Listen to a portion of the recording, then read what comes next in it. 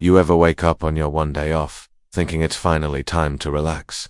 I'm talking gas station coffee in hand, Crocs on, walking down to the dock just to get a breath of peace only to find your government-issued patrol boat looking like it got attacked by an angry art student. Yeah, that was me. Name's Wes, Petty Officer First Class US Navy, been serving for 12 years and counting.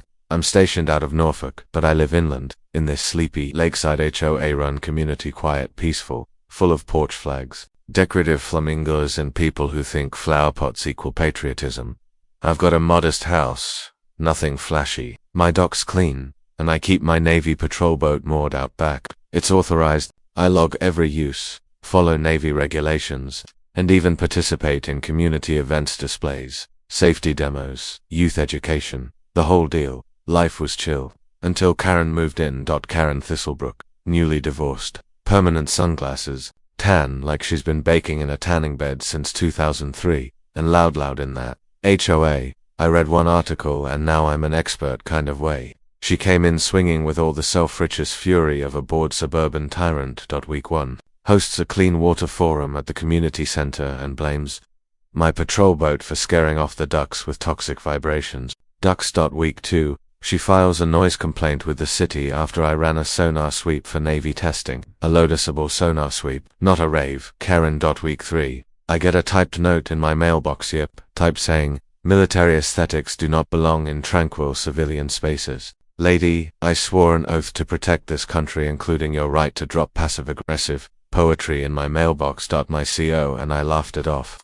We figured she was just another HOA vigilante with too much time and not enough hobbies.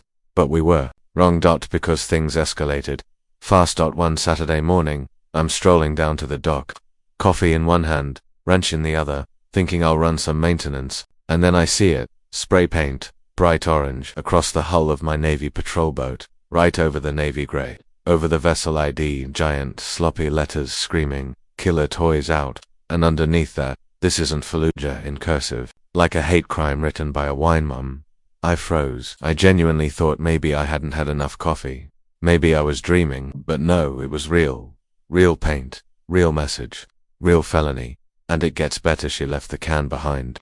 Just sitting there on the dock like a calling card, label still on. Karen's coastal colors, sunset orange. Her name, her brand, her crime.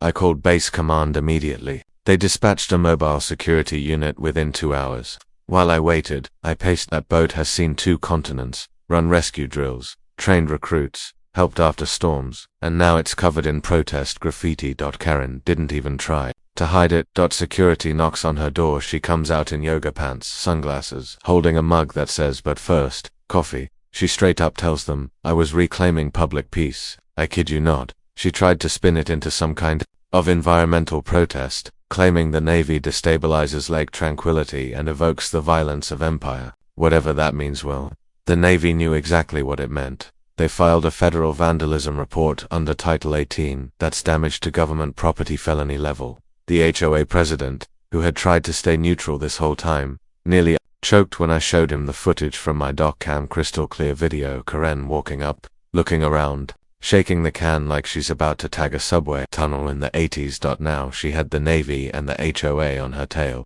Here's the kicker, the repaint cost alone, $184,000. Why? Because this isn't like buffing a scratch on your Camry. This is a federally owned vessel, specialized paint, anti-radar coating, certified contractors, dry dock at a naval yard, supervised recoat, reports filed up the chain, adding contractor fees, logistics, admin hours, and her fine came out to a solid $250,000. Karen claimed she didn't know it was official military property, said she thought it was just some guy's boat, but the whole number was right there, and the massive Department of the Navy sticker on the side, kinda hard to miss.